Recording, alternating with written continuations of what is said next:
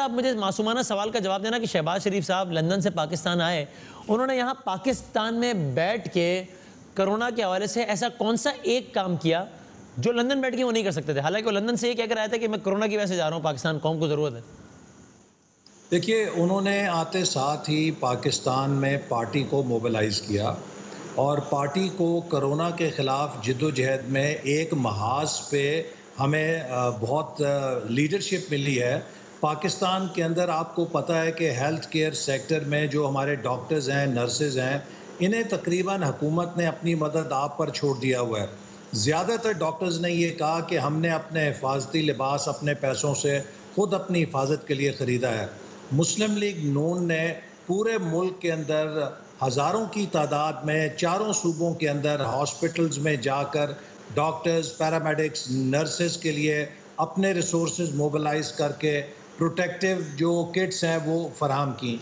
इसी तरह पार्टी के जो चैप्टर्स हैं उनको मोबिलाइज़ किया गया कि जो उनके अपने अपने हलके में गरीब हैं, नादार हैं, अपनी मदद आपके तहत उनकी मदद के लिए काम करें।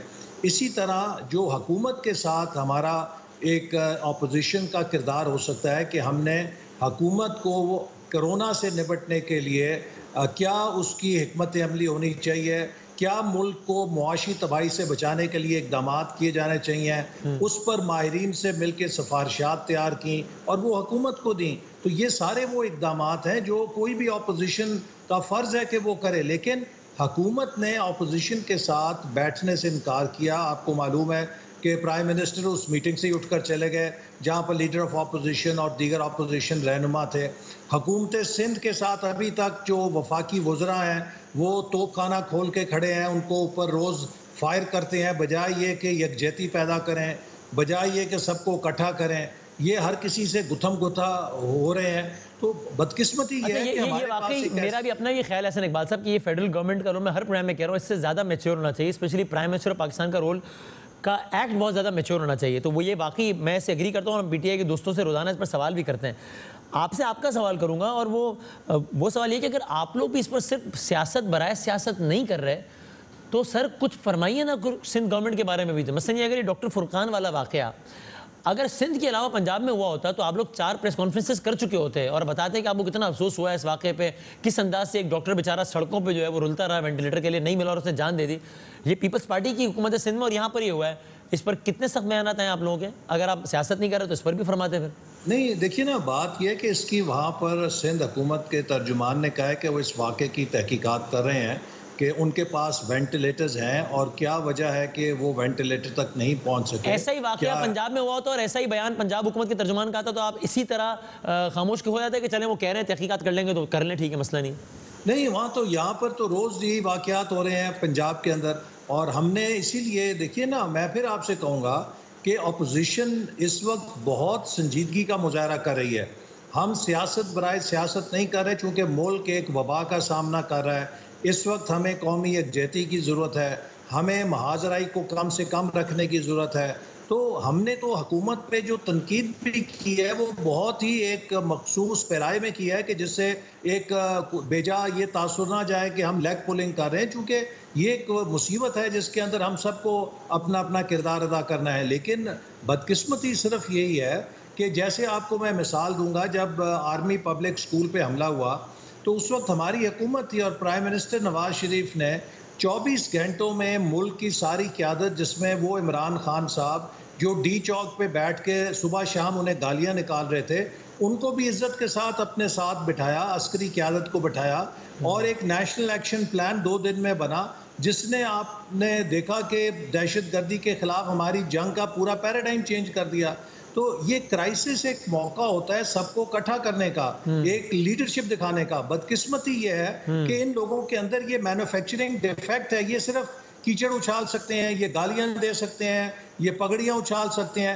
वो डी चौक का कंटेनर इनकी नफ्सियात में इतना गहरा घुस चुका है कि ये 2 साल के बाद भी ये समझ नहीं रहे कि ये हुकूमत के अंदर हैं। अच्छा। ये भी समझते हैं कि डी चौक के ऊपर कंटेनर से ये तकरीर कर रहे हैं। अच्छा, ठीक है, ये बात अपनी जगह एक है, इस पर या तो हम नुक्ता जो उठाया है, लेकिन मुझे एक और सवाल का जवाब दीजिएगा। कोरोना की सूरत हाल है और आप लोग समझते हैं कि सूरत हाल बड़ी दगरगू है, आप ये भी समझते हैं कि हुकूमत अपना काम नहीं कर रही। शहबाज साहब इस हवाले से मदद करने के लिए आपके ख्याल में लंदन से पाकिस्तान आ गए, तो मरियम बीबी तो है पाकिस्तान में, वो इस हवाले से क्यों मुतहर्रिक नहीं हो रही? सियासी, ये तो कोई खालिसत, ये तो सियासी बात भी नहीं है, खालिसतन गैर सियासी चीज़ है, तो वो क्यों कोरोना के तनाजुर में भी मुतहर्रिक नहीं हो रही? नहीं, वो भी अपने हिस्से का काम कर रही हैं, लेकिन अभी आपको मालूम है कि इस वक्त तो कोई भी अवामी नौइयत का एक्टिविटी करने का वक्त नहीं है, और इस वक्त तो एक लॉकडाउन है या उसमें सोशल डिस्टेंसिंग है जिसमें हर कोई अपने घर के अंदर मुक़य्यद है, और एक ऑनलाइन इंगेजमेंट है पार्टी के साथ और सब लोगों के साथ। तो मरियम साहिबा जो पार्टी के इजलास हैं उसमें शरीक होती हैं, और वो भी रिलीफ वर्क की निगरानी कर रही हैं अपने तौर पे। तो जब तो शहबाज साहब भी ये ऑनलाइन अरेंजमेंट तो लंदन से कर सकते थे, वो पाकिस्तान आए खास इस पर। देखिए ना, वो पार्टी के सरबराह हैं, और आप लोग ही ये बात उठाते थे कि जी लीडर ऑफ अपोजिशन इस वक्त मुल्क के अंदर क्यों नहीं है, उनको यहाँ पर होना चाहिए। अगर वो लंदन से बैठ के ये सारी सरगर्मियाँ करते तो आपके टॉक शोज़ का मौजू ये होता कि वो वापस क्यों नहीं आए। अब अगर वो वापस आ गए हैं तो आप कह रहे हैं कि ये काम तो वो लंदन से भी कर सकते थे, वापस क्यों आ गए हैं।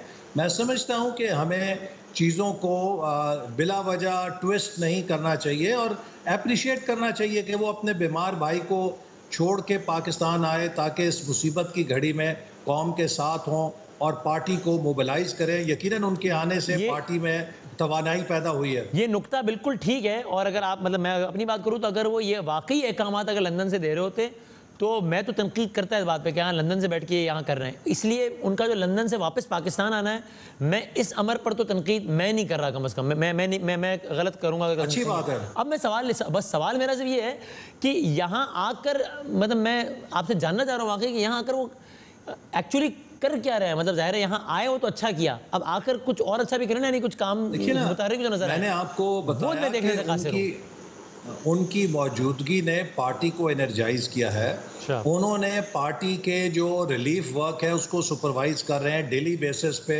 वो रिपोर्ट लेते हैं। इसी तरह जो मेडिकल स्टाफ के लिए हमने एक इतना बड़ा इनिशिएटिव लिया उसकी वो निगरानी कर रहे हैं, उसको डेली बेसिस पे मॉनिटर करते हैं, और सबसे बढ़कर ये कि पार्टी की मुशावरत में वो शरीक हैं। कल भी हमारा पार्टी का एक सीनियर लीडरशिप का जो पार्लियामेंट्री एडवाइजरी ग्रुप है उसका इजलास होगा जिसकी वो सदारत करेंगे। तो यकीनन उनका इन पर्सन होना एक बहुत हमारे लिए हौसले की बात है, एक तवानाई की बात है। शहबाज शरीफ साहब की गिरफ्तारी का खदशा है आपको? देखिए, मुझे इस बात का अंदाज़ा है कि वज़ीर आज़म ने इस्लामाबाद के अंदर जो मिल है, अफवाह साजी कह लीजिए, या जो ख़बरें उड़ती हैं जिनको कोई ना कोई ज़रिया होता है, उसमें ये कहा जा रहा है कि वज़ीर आज़म ने नैब को अपोजिशन के कुछ लोगों की दोबारा फहरिस्त दी है कि आप इनको दोबारा पकड़िए या इनको अंदर कीजिए ताकि मेरे हुकूमत के लिए मुश्किलात कम हों। तो हुकूमत की पूरी कोशिश है कि वो अपोजिशन के चंद सरकर्दा लोगों को दोबारा। आपको लगता है इस कोशिश में कामयाब होगी हुकूमत? ये तो अब वक्त ही बताएगा, उन इदारों के ऊपर इन्हिसार है वो किस हद तक वज़ीर आज़म की बात मानते हैं, लेकिन अगर वो करेंगे इससे फ़र्क नहीं पड़ेगा। इससे पहले मुस्लिम लीग नून की सारी क़यादत को, सीनियर लीडरशिप को वो अंदर कर चुके हैं। मैं भी जेल देख आया हूँ, शाहिद खाकान साहब भी देख आए हैं, राना सनाउल्लाह देख आए हैं, ख्वाजा साद रफ़ीक देख आए हैं, शहबाज साहब भी पहले देख आए हैं, हम सब देख आए हैं, हमजा अभी तक जेल के अंदर हैं। तो उससे कोई मुस्लिम लीग नून पर फ़र्क तो नहीं पड़ा। ये हुकूमत की देखें, ये का अपना वसीम ऐसी हुकूमत है, ये 20 करोड़ अवाम को भी जेल में डाल देना, इस वज़ीर आज़म से ये गाड़ी नहीं चलनी, इसकी कैपेसिटी नहीं है। ये ना तजुर्बेकार अनाड़ी बंदा जिसने भी मुल्क के ऊपर बैठाया है, बड़ा जुल्म अजीम किया है। ये 10 साल भी बैठे रहे, सारी ज़िंदगी जिस शख्स ने सिर्फ चंदा मांगा है, जिसने सिर्फ तकरीरें की हैं, वो पाकिस्तान जैसे मुल्क को नहीं चला सकता। मुल्क चलाने के लिए फरासत चाहिए, मैच्योरिटी चाहिए, बहुत विजडम चाहिए, बहुत आपको तजुर्बा चाहिए।